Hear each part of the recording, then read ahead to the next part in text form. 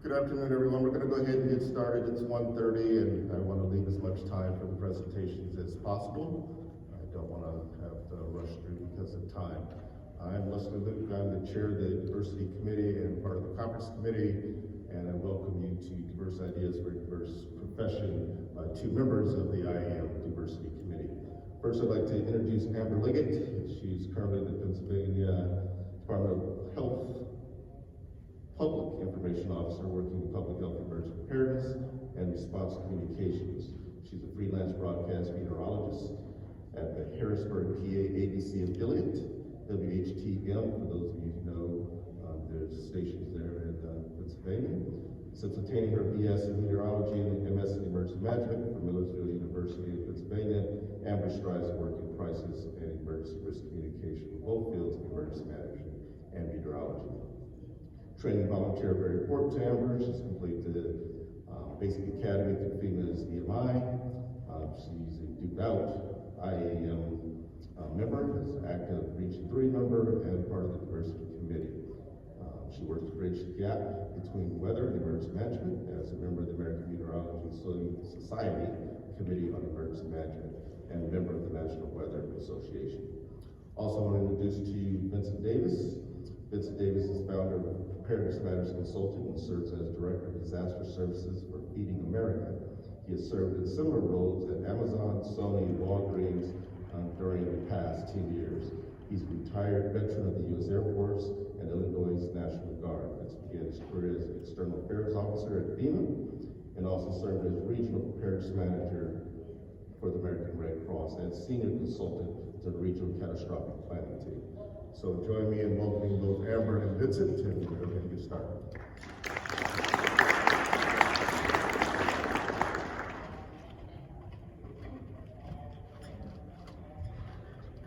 Thank you, Leslie. Hi, folks. Can you hear me okay? Okay, great. We're going to go right into it, and we're going to talk a little bit about diverse ideas for a diverse profession.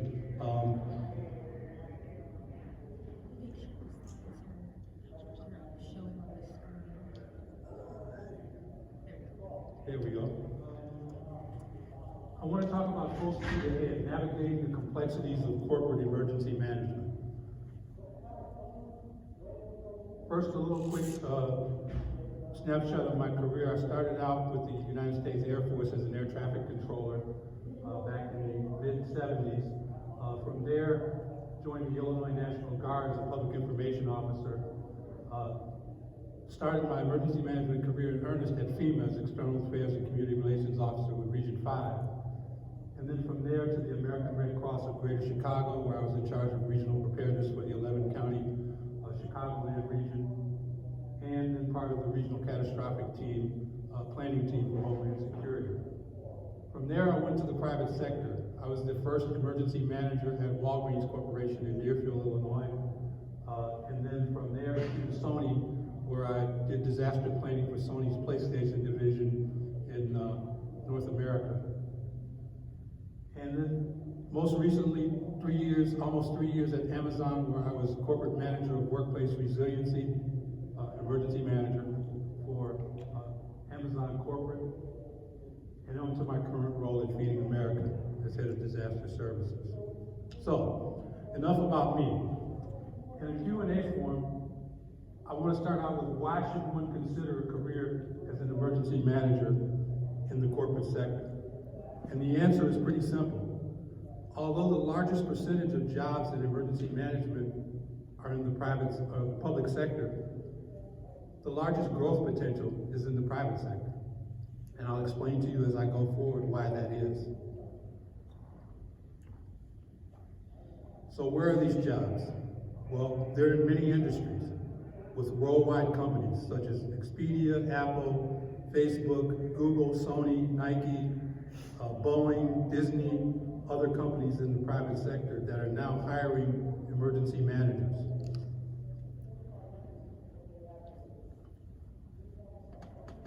Emergency management jobs experienced an 8% growth annually over the last few years.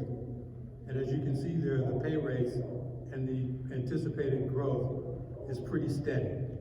It's not spectacular, but it's steady. And I'll again go into some of the reasons for that. But why do corporations need an emergency manager? Because more than 40% of small businesses fail after a major disaster. And those that survive, 25% of those go out of business within a year. Why is that? Poor planning, poor management, poor communication on the part of these companies. So, let's get some things clear and off the table right away. One of the things that I recognize is that there is a nuanced misunderstanding of what it means to be an emergency manager in a corporate setting. Most people in corporations think that emergency manager and business continuity are all one and the same. And a lot of companies not only think they're all the same, but they lump them in with crisis management, security, and other disciplines.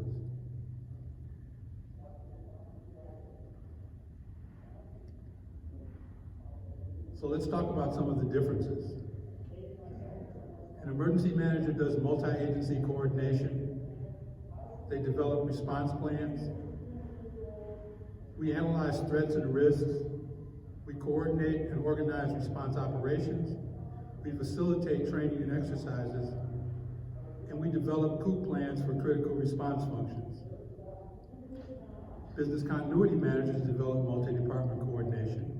They develop recovery plans, analyze business impacts, organize business recovery operations, and facilitate recovery training and exercises.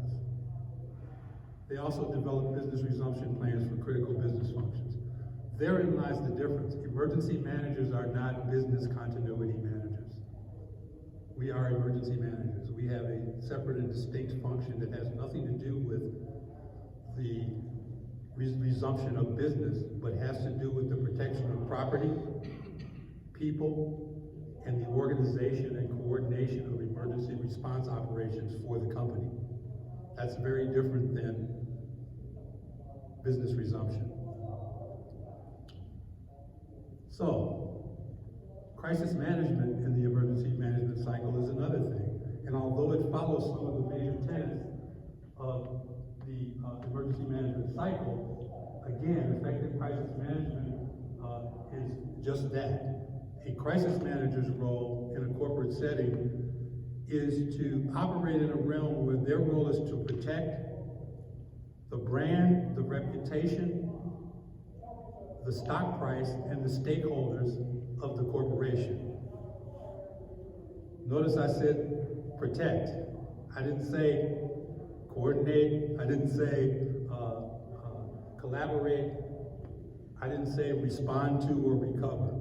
So a crisis manager in a corporate setting has a distinct role for protecting the reputation of that company. So, corporate managers. Oops, excuse me, I need to back up one. Back up two. I'll give you a tale of two disasters. Quick story, Sony Pictures, cybersecurity breach. Everybody heard about that? A few years ago, the Korean government hacked into Sony Pictures system, released some embarrassing emails, did all kinds of stuff. Well, when I was at Sony PlayStation division. Sony is an iconic company that is actually 6 separate companies. And when I say separate, I worked in a Sony building in San Diego. I was part of Sony PlayStation's division. We operated in the realm of an office on the 1st floor, an office on the 5th floor, and the cafeteria. The rest of the building was Sony Consumer Electronics, and we weren't even allowed to go on the floors that they occupied.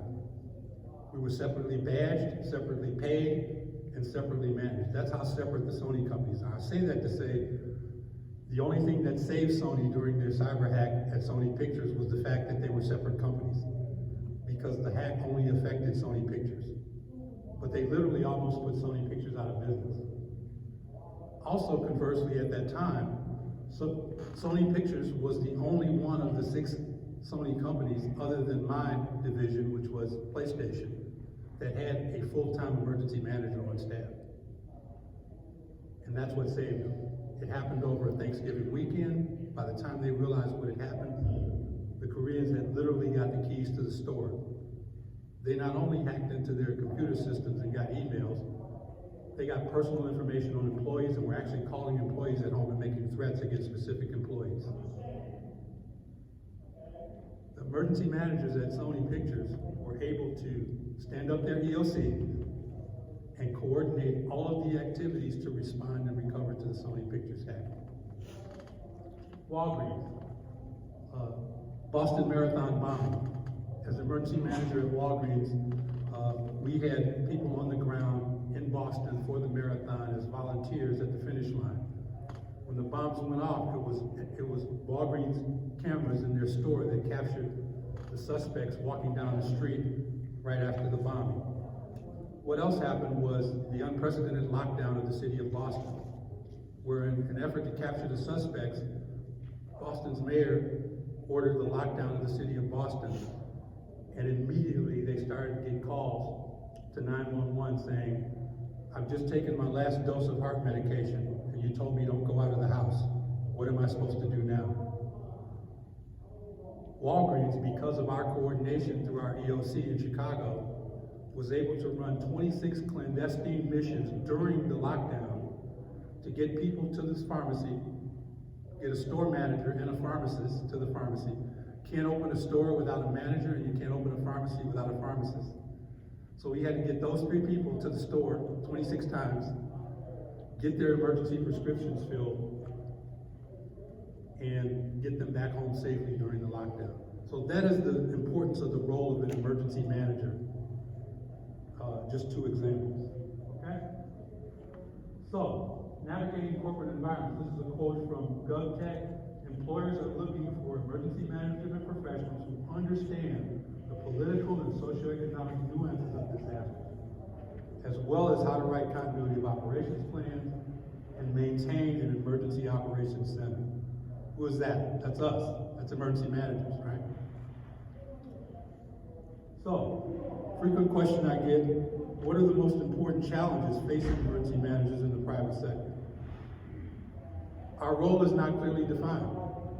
If I were looking for a job as an emergency manager in a corporation and I went on Indeed Jobs or wherever and I typed in emergency manager, guess what? Not much is going to come up. Why is that? Because most companies don't know what an emergency manager is. Going back to my business continuity, emergency manager. So we've got to be like the characters in The Wizard of Oz. We've got to adjust to these challenging situations while still remaining true to our mission as emergency managers and our principles. Another important thing is workplace culture. Having worked at these iconic companies, Amazon, Walgreens, Sony, Feeding America, I understand that culture is everything. And if you don't have a culture fit, you're going to have some issues. So how well do your personal values fit in with the culture of that corporate organization is going to matter. How do you align with their values on diversity? Because culture affects retention. People don't stay at companies where there's a bad culture. And then recruiters and interviewers often focus on similar to me rather than trying to diversify the culture within that organization. They hire people like the ones they've already hired, instead of hiring people who have diverse backgrounds. And when we talk about diversity, let's be frank and let's get away from the issue of race and diversity. Racial diversity is only one aspect of diversity. You need to have diversity of thought and of thought leaders and of experiences in order to get the most effective mix that you can have in that company to make your mission effective. So, what does that mean? Well, I ran into 3 kinds of folks in the corporate world in my travels. One is the ostrich, who puts heavy emphasis on cyber disaster recovery and data systems, which are important. But they have no use for what's going to happen to employees or facilities during a disaster. Doesn't matter if you have your data, if you don't have any employees to work with that data. Doesn't matter if you have your data if you don't have any facilities by which to operate that data.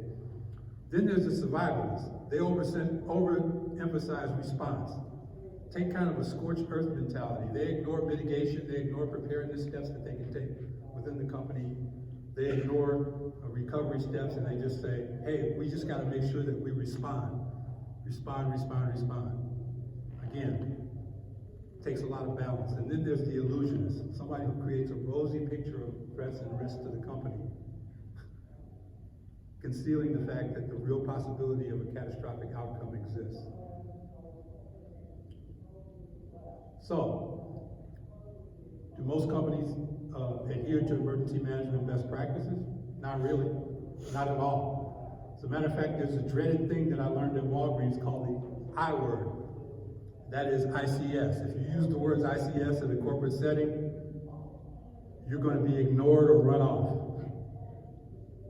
Corporations don't do ICS. And there's a reason for that. It's not because ICS isn't a best practice that we all in this room know works and works great. It's because companies don't understand ICS, and they never will. So we cleverly disguised ICS within our corporate programs. I did it at Walgreens, I did it at Sony, and I also did it at Amazon. But I never once used the words ICS or incident command systems. Doesn't work in corporate America.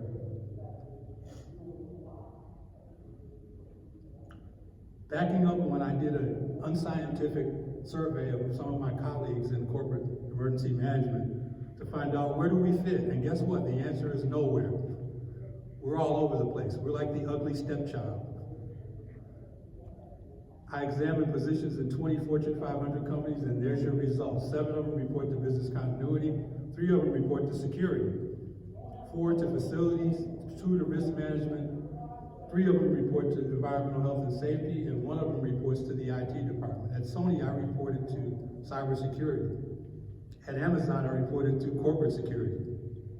There is no emergency management department within a corporation, so you're going to be plugged in somewhere, and you have to make it work as an emergency manager. 6 survival tips for people who are aspiring to be corporate emergency managers. You're not in Kansas, Dorothy. Take your principles, but apply them in different ways because you're in a whole different environment in corporations. Doctrine doesn't matter. They don't care about ICS, they don't care about NIMS, they care about results, okay? That doesn't mean you forget about those things, but you have to make those things work within the culture that is that company. Making friends in corporate America is crucial, and making enemies is career suicide. Part of my job at Amazon was to build some frameworks for their corporate environment to make sure that all of their departments played in the same sandbox. But part of my role was just not to make people upset with what I was doing. Okay?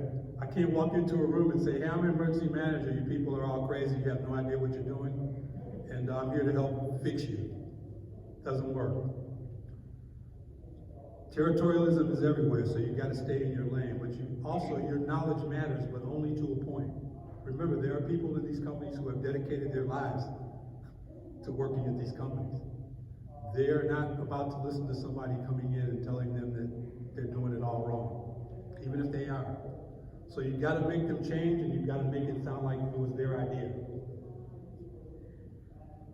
And then last, your mission is still the same, but your approach might need to change. So, quick story, one company I worked for, I won't name any names, had a warehouse. Just the misuse of emergency management phraseology in corporations is rampant.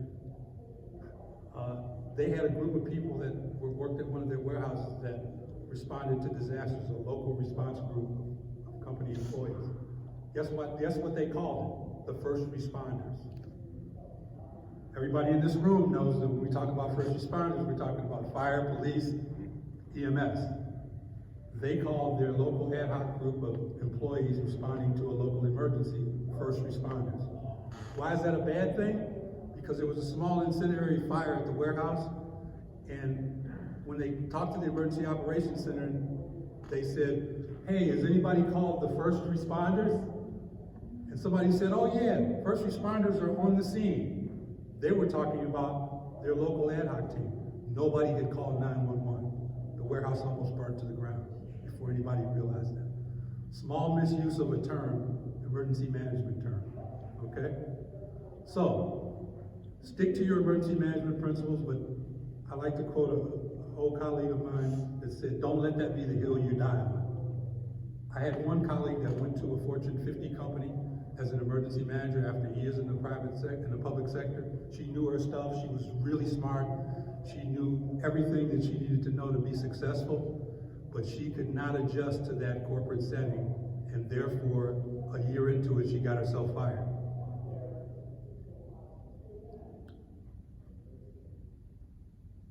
Lifelines management, guess what I found works very well in corporate? Everybody familiar with lifelines, the lifelines concept? Guess why it works in corporate? Because in the lifelines, corporate departments can see their job description and their role within one of these areas. I can see that if I'm environmental health and safety, that I'm going to be under health and medical, or I'm going to be under hazardous materials. I'm going to be working in that realm. They can't see it in the org chart that is ICS. They can see it better here. That's why it went over so well when I used it at Amazon. So, EOC, quick word about it, unfamiliar place where uncomfortable officials gather to make unpopular decisions. Most companies don't have an EOC, but most of them need one. You need a place where you can gather all the troops when there's an emergency, and where you can exercise your knowledge and your ability to control the action and to coordinate in an EOC type setting.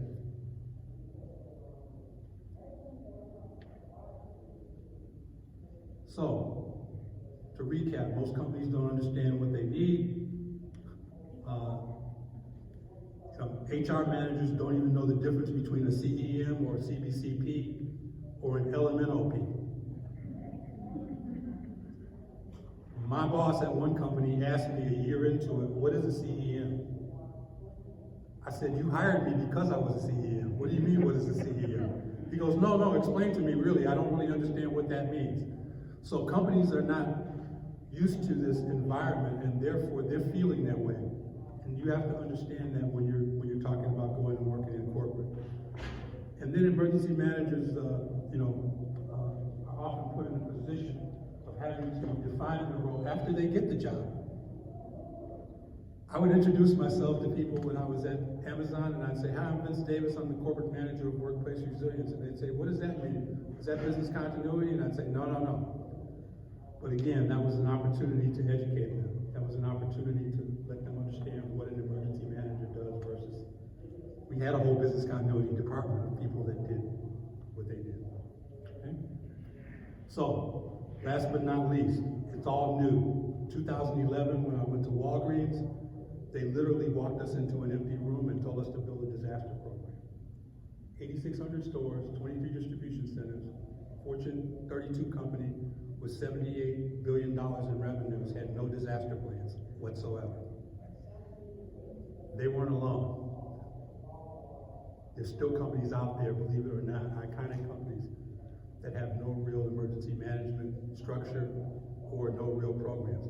But that's the opportunity for us, because we know how to do that and we know how to build it. If we can survive and finesse our way into that environment, it can be very good for us. So, pros and cons. Limited growth in the public sector, fewer opportunities, lots of job security. Government's not going anywhere. So, I had a colleague tell me, Vince, I need job security. I need to know that I'm going to have a job until my kids get out of college. Corporate's probably not the right place to be, because you're depending on things that are completely out of your control. And if the company is not doing well, you may be let go, or your job may change. But high growth potential in the private sector, many opportunities. And although there's an unclear future and evolving roles and responsibilities, there's also a great opportunity to do some really special things, as I was privileged to do at companies like Walgreens and Sony and Amazon. So, pros and cons, salaries and benefits on the You're a big fish in a small pond in corporate. Movement and growth opportunity and potential is great. Cons, corporate cultures can be challenging. Companies are profit-driven, and priorities can change frequently and without explanation. I literally had my boss walk into me one day and said, you know that project I told you to work on that you've been working on for the last 8 months? We're not doing that anymore. And you've got to not have a heart attack, but you've got to pivot and say, okay, what are we doing now? That's the reality of working in a corporate setting. Okay. Last but not least, education, training, and experience. A bachelor's degree in emergency management or related field is good. Minimum requirement for most jobs in the private sector is a bachelor's degree of some kind. CEM credential is extremely helpful. They will hire a CEM before they will hire somebody with a master's degree or a PhD, because a CEM demonstrates the body of your work in the field of emergency management. I'm not saying whether that's right or wrong, I'm just saying that's the reality that I've run into in corporate situations, okay? A word about diversity and inclusion. 65.9% of emergency management directors are male, more common gender in the occupation, 25% female, 7% black. We have an abysmal record as a profession in equity, diversity, and inclusion. Everybody knows that. We're working to make that better, but we have to do better. When you have a chart that looks like this, something is wrong with that picture, and it's not wrong because the people who are doing it are not competent, they're not capable. It's wrong because there are not enough diverse ideas at the table to create policies and programs that are going to be fair and equitable to everyone. A couple of organizations active in diversity. Many of you, if you haven't heard of the Institute for Diversity and Inclusion in Emergency Management, Chauncey Willis and Curtis Brown started that a couple of years ago. I'm a board member, advisory board member for them. Wholly support this organization and the work they're doing, both in the public and private sectors, on diversity and inclusion in the emergency management. The Black Emergency Managers Association, been around for 15 years.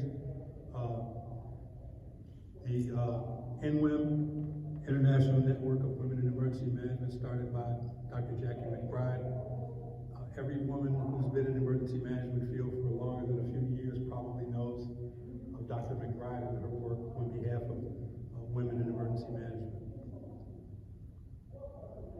So some final thoughts. Emergency managers are in high demand for many companies, both big and small. We're misunderstood by HR managers, so we have to make sure that we provide the clarity. We've got to be flexible in order to maintain our professional integrity. I'm insulted when somebody calls me a business continuity professional. I think you should be too. I am an emergency manager. Our knowledge and our real world experience in planning and managing disasters separates us from all others. So I'll leave you with a quote from Dr. Benjamin Mays, who was a civil rights leader. He said, "The tragedy of life is not often our failure, but rather in our complacency. Not in our doing too much, but rather in our doing too little. Not in our living above our ability, but rather in our living below our capacities." So thank you very much. I want to segue to my esteemed colleague, Amber Liggett, and she's going to talk about opportunities and diversity as it relates to young people entering the field of emergency management. Thank you.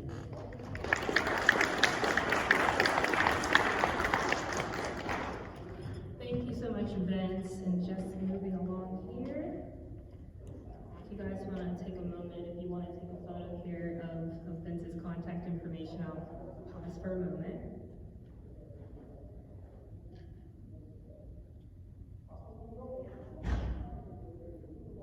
Okay. So now I'm going to shift into talking about how young professionals, so whether you're a student, whether you're an early career professional, how you can navigate the field of emergency management, really breaking into the field, but also how our more seasoned emergency managers can assist in that process. And so really this discussion is talking about how we continue to diversify the field, because we do have some traditional and non-traditional students, as well as other professionals transitioning from other careers now coming into the field.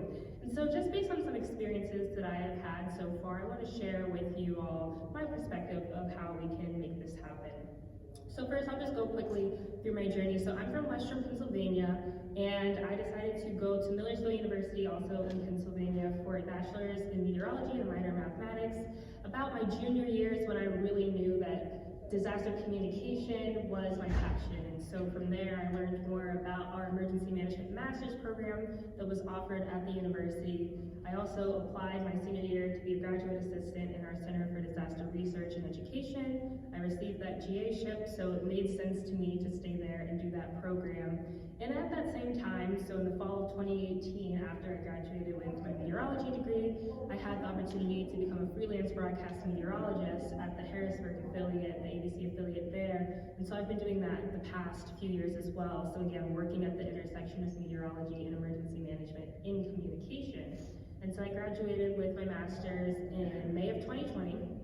Just a couple months after that, an opportunity presented itself at the Pennsylvania Department of Health as the Public Information Officer. So that's the current role that I hold, but the way I even found out about that position was from an alum of Millersville's meteorology and emergency management program that I had kept in contact with. So just showing already off the bat how networking can really help jumpstart your career. So that is where I am at the moment, and I'm gonna start going through some tips that I've learned along the way that have helped. And the first one, no surprise there, networking. And we know how thoroughly important it is to network. So not only can you learn of current opportunities, but also future opportunities depending on where you are in your career. Now here at IAEM, it's really important, especially for our students and even the early career professionals that maybe are looking for a job right now, to be looking for volunteer opportunities or internships and even their first job. So my first conference here at IAEM was 3 years ago when it was here in Grand Rapids. That's when I learned of the Diversity Committee, and I was really eager to get involved within the emergency management field, especially coming from meteorology, where I was fairly and am fairly involved in that field as well. So to me, joining the Diversity Committee and being able to get active right away was a great first step. So I got to meet a lot of people in that way, and I also connected with my regional IAEM chapter, which is Region 3. You can also do some networking virtually on social media. So on Twitter, a lot of us have been using the hashtag IAEM21. There's also the hashtag EMG Twitter that really is year-round. And so by clicking on those hashtags, you can get connected with people on social media that you can stay in touch with year-round. Another professional site a lot of us like to use is LinkedIn. And again, that's another great one for year-round. I mean, just getting people's business cards here, adding them on LinkedIn right away so you can remember that face and have that connection there and develop that relationship over time is very, very useful. In addition to that, there's even Facebook groups. So there are some Facebook groups already created, especially for regional chapters. But why not create a new Facebook group if you see a need for it? That's a wonderful way to network and continue to have that connection and post in that group so that more ideas can be developed over time. So those are just a couple of mechanisms that stay in place after the conference for continued networking. And if you're a student, you can also network at school with your faculties or fellow students, especially those that are non-traditional students, because they typically have lots of career experience in a related field, and that can just open your eyes to different experiences and different opportunities that you might find yourself interested in once you've graduated.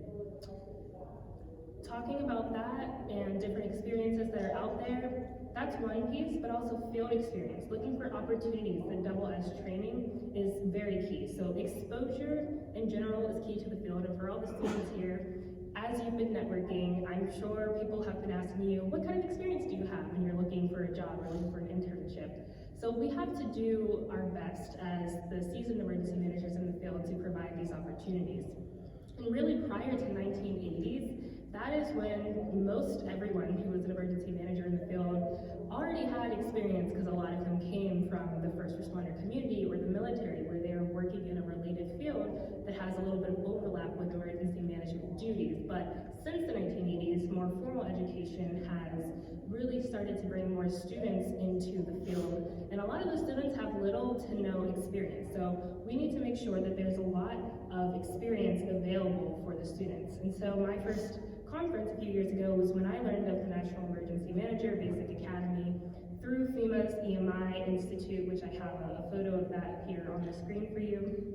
And I actually learned about that just by networking with people at the exhibit hall, because I had heard of EMI before, but just seeing what opportunities are available for younger professionals to get involved, because we all have heard so much about how they are developing that program even here this week, but especially for the younger professionals, so upperclassmen who are undergraduates or even graduate students who have just a little bit of work experience, maybe a year to 3 years of work experience, you're able to get started with some of those trainings at EMI.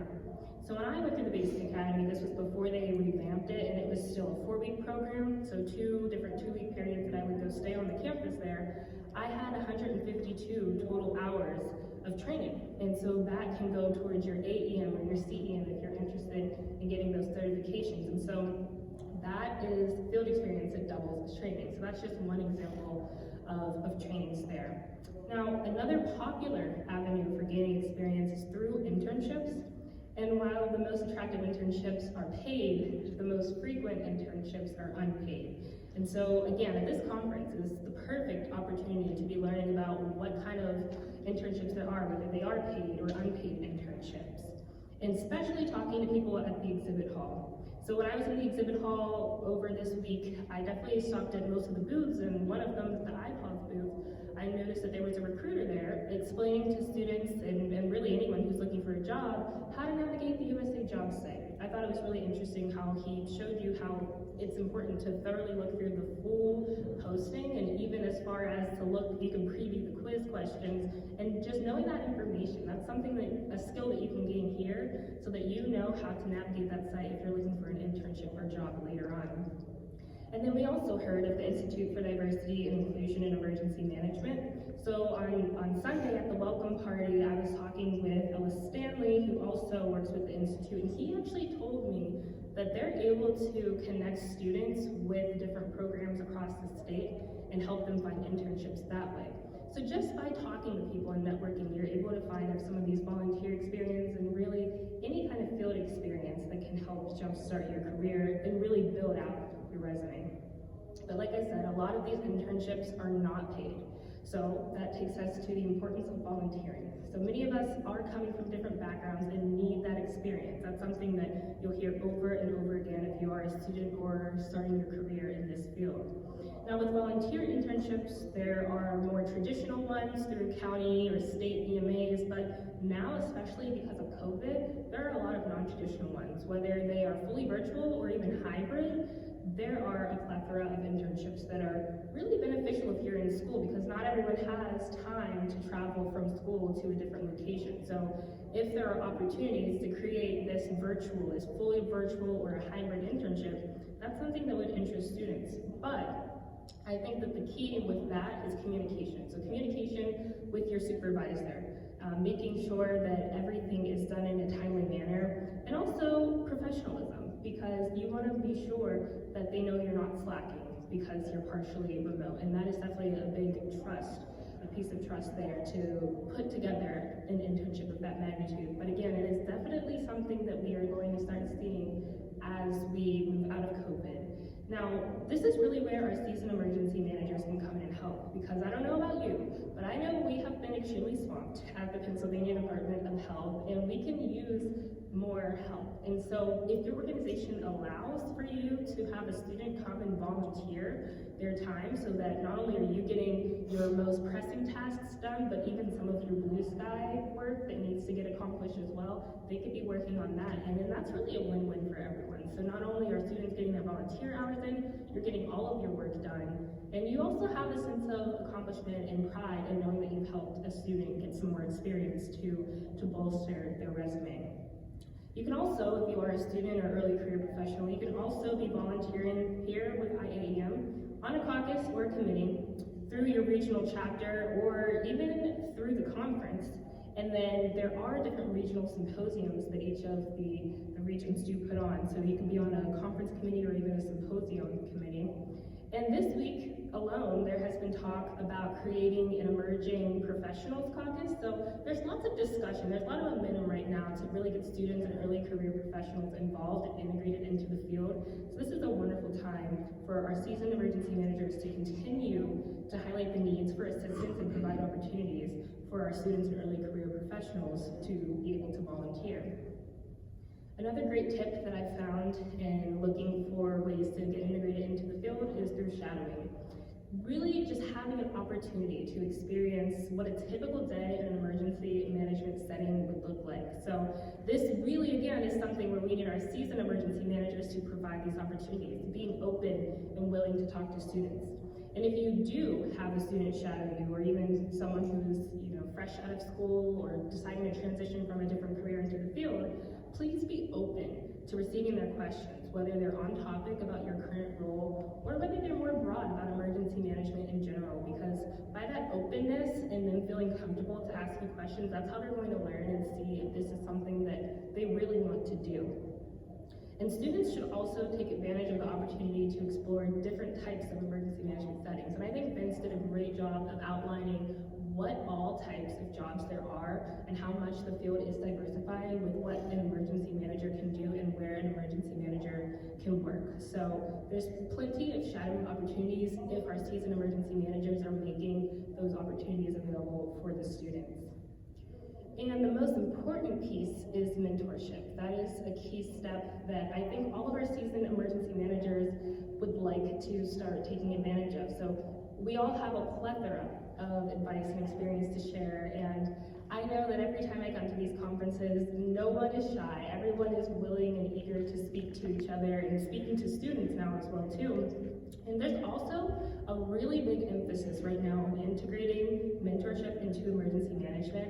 And that's something over this past year that the Diversity Committee is talking about a lot, and even forming a very formal mentorship program. So those are things that are in the works, but it doesn't only have to be in a formal capacity. So I will give you a little bit of an example from my experience coming from the field of meteorology. So I have had the honor to have about 5 different internships within meteorology. So they span from traditional research, applied research, more operational weather communication work, and broadcast meteorology. And in all of those, I've actually had designated mentors, and one of them is here now, Greg Hansen, from the Weather Service Boulder office. And what's really great is that, as you can see, even today, like the support system is there, and there's a lot of mentorship that can be done on really different levels. And so I think that sometimes mentorship is looked at as like a huge time commitment, and it can sound a little bit scary, but it can actually be a relationship that is defined by the mentor and the mentee. So it can be as simple as sharing your resources and tips with them here at the conference, or it could be a little more deep, where you're talking about giving them advice on their first year of working and beyond. But it's really key for a successful transition from being a student to becoming early career and being a professional, and that retention too, from once you've transitioned from a different career or once you have completed school. It's really key to have that mentorship, really to avoid burnout, to really avoid feeling unsupported in the field and knowing that you are making a positive difference. So I'll provide a personal example. So again, once I finished school, because of the timing with it being during COVID, I went back out to Western PA because Millersville is in South Central Pennsylvania. So I went back out to Western PA for the few months and was staying back home where I grew up. And then when I got this position in July, I knew I had to quickly move from my apartment out in Millersville. So within the same week, I moved everything, started my job, and as you know, like with it being in public health, there you pretty much get started and you're just going with that job. So for me, it was a big transition to go from being in school and moving, getting adjusted to a new city, pretty much being at work, not a lot of social interaction outside of work because of COVID, and also not a lot of non-work discussions at work because of the need to be so focused on COVID.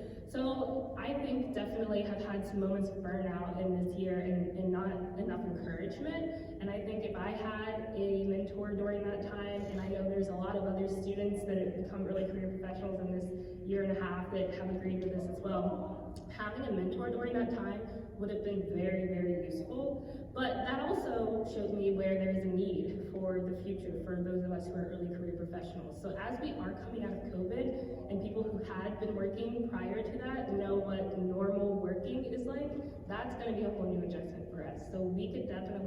have mentorship in that new adjustment period as to what it's going to look like working outside of the COVID environment and actually going to happy hours and balancing work and life and what that really is going to look like. So mentorship doesn't have to be anything too intense, but it can really be whatever that relationship looks like. And again, it's very key for developing our students and early career professionals. So in addition to being mentors, how can you help as a seasoned emergency manager? So for students, that looks like being open to the students seeking their advice, providing opportunities for students who need experience, offering funding for conferences. And with that, I did notice when we were in our regional meeting for Region 3, that not only did you see some red shirts around this week where the region sold shirts and those proceeds went to bring in students to this conference, but we talked about raising money and matching that dollar amount, so at least $5,000 more are going to get raised just from this conference alone, going towards helping students get to this conference in years to come. You can expose students to all sectors of the field, again, through shadowing opportunities and telling them about ways to volunteer or get internships. And quite simply, you can just share your journey. That is great as well. And how you can help the early career professionals is by answering their questions. We have tons of questions, and sometimes if we don't feel like it's an inviting forum, we're not going to ask those questions out of fear. But getting to know your new counterparts. So if you have a new or younger employee in your office, just take some time to get to know them. Like, work is very important, but it's also important to get to know the people who you are working with. And being positive and supportive, helping them find a sense of community. Finally, offering professional development opportunities like attending IAEM or other professional organizations and trainings for EMI. So those are all of the things that you can do, but for takeaways, while I'm giving you my perspective, and this is just one example, I know that there have been a lot of other similar talks today and even throughout this week, and again, there's a lot of momentum right now in the field to really integrate these students and early career professionals into the field. So taking that and remembering that there's a lot of momentum for this right now and that there are ways that you can personally help bridge this gap. Now, I think in order to bridge the gap, we are going to need our students and early career and seasoned professionals all to come together in order to strengthen the field. But again, I am very encouraged by what I've been hearing and seeing here at this conference, and I think together, by doing this, we are going to continue to diversify and strengthen the field of emergency management. So, thank you very much.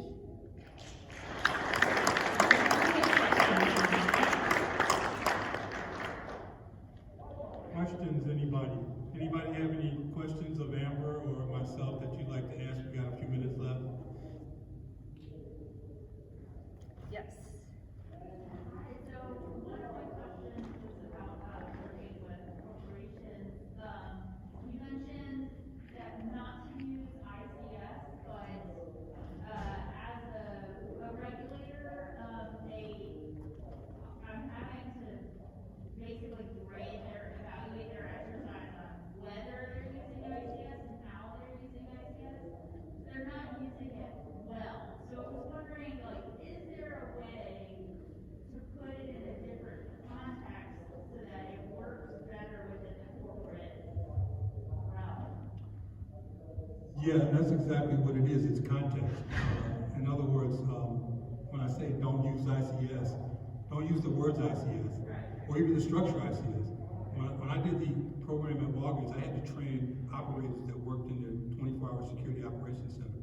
Many of these folks had never been trained in ICS. Some of them came from 911 center type operations. I could not use the terminology that is so familiar to all of us because it was so foreign to them. So I did the old ICS, wedding trick. I said, okay, so picture this structure like a wedding. All right. Let's see. Who's in charge of all of the everything going on with the wedding? That is the bride, the mother of the bride, right? Well, the mother of the bride, she is your operations director. What you have to do is you have to take what we know to be so near and dear to us and put it in terms that these folks are going to understand because they don't live in the world that we live in. So even putting together a capabilities assessment and gaps analysis, again, I had to describe it in different words, but that's all it was. What I did was I took the 37, target capabilities off the TCL list, whittled them down into the 10 or 11 target capabilities that corporations had to be concerned about, and then redefined them and described them in a way that said, here's our goals. Okay? Not here's our ESFs, or here's our goals, and here's how we're going to achieve those goals. And then when you go into your exercise mode again, I'm using AC principles when I'm designing exercises. I'm not telling them that, okay? But their evaluation criteria is going to be the same as we use for AC. It's just not going to be described that way. Because what you're going to do there is you get people nervous and upset because you are speaking almost a foreign language to them. Companies don't speak in the language that we speak in. Companies don't think in the way that we think. And so you have to just really be mindful about how you characterize those things that you know need to be done. So don't abandon your principles. Trust me, they're doing ICS and they don't know it. Okay? If you told them it was ICS, they wouldn't know it. Yes. So how do you do that and make sure they don't burn down a warehouse? Well, things like terminology. If they're using terminology, I'll give you another example. There's one company I work on, I won't name any names here, but one company I was working for that was using the term crisis manager. Okay, we're the crisis management team. No, the crisis management team is the team that speaks on behalf of Jeff Bezos when he's going, out with his mistress. He gets caught. That's the crisis management team. You're not doing crisis management. You're doing emergency management. Stop it. So you have to take some of those things that are broken already and try to steer them in a direction of changing some of them, because they just grab stuff off the internet. They didn't know what they were doing when they said, we're going to designate you the crisis management team. No, that's not what you are. So sometimes it's redefining what they already think to be true.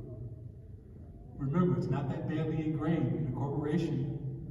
They haven't been, if they're doing it wrong, they haven't been doing it wrong for that long. So you can change it, but you have to be very, mindful of the fact that any changes that you make have to be subtle and they have to be couched in something that really was their idea, not yours. Yeah.